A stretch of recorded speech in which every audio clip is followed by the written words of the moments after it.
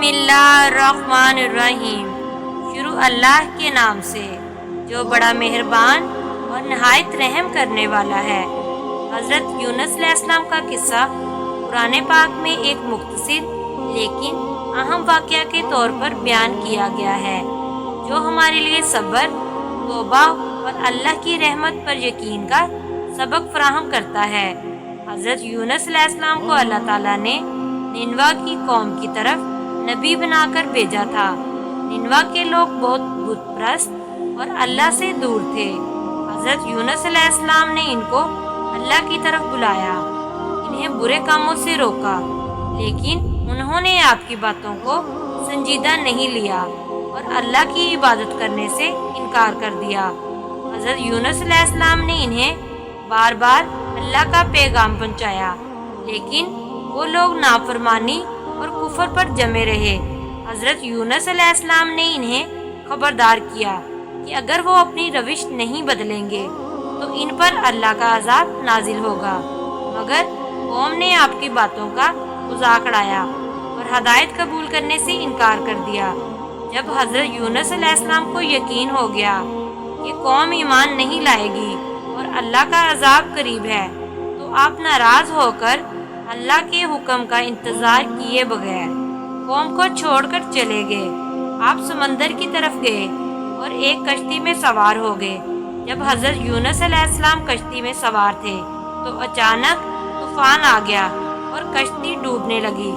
कश्ती वाले ये समझे कि शायद किसी शख्स की वजह से अल्लाह हमसे नाराज़ है और इसी वजह से ये तूफान आया है। इन लोगों का ये तरीका था कि जब कोई ऐसी आफत आती जिसका सबब समझ में ना आता तो वो कूड़ा डालते थे ताकि मालूम हो सके किस शख्स की वजह से मुसीबत आई है।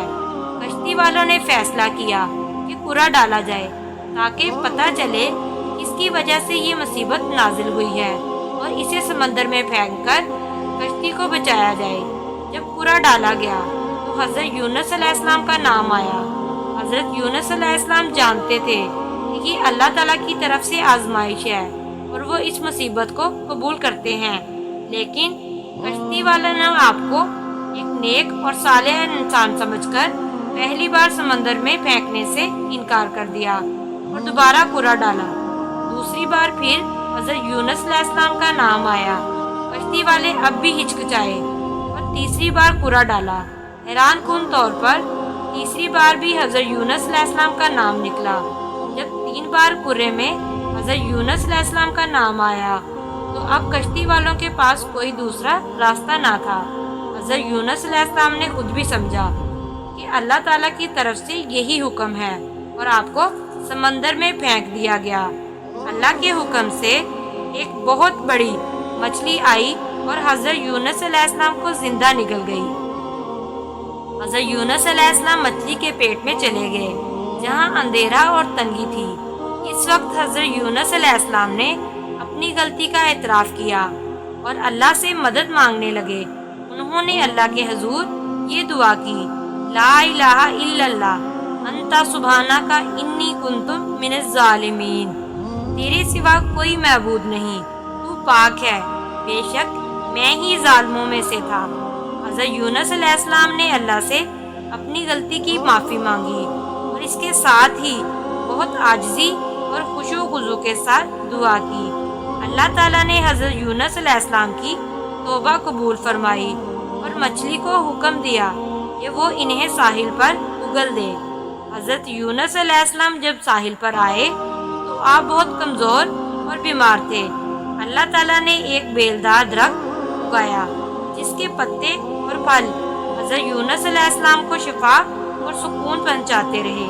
जब हज़रत यूनुस अलैहिस्सलाम सेहतयाब हो गए तो अल्लाह के हुक्म पर वापस अपनी कौम के पास पहुँचे।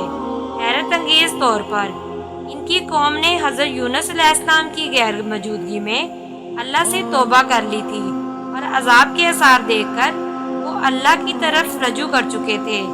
अल्लाह ताला ने इनकी तौबा कबूल फरमाई और अजाब को टाल दिया। हज़रत यूनुस अलैहिस्सलाम का किस्सा हमें ये सिखाता है कि किसी भी हाल में अल्लाह ताला की मर्जी का इंतज़ार करना चाहिए और जल्दबाजी नहीं करनी चाहिए।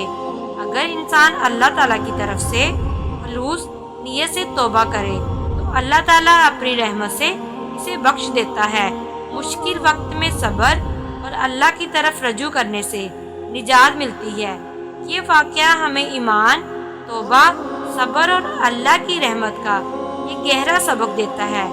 دنیا کی سب سے بڑی مصیبتوں میں بھی اللہ ہی نجات دینے والا ہے، جیسے حضرت یونس علیہ السلام کو مچھلی کے پیٹ سے نجات ملی۔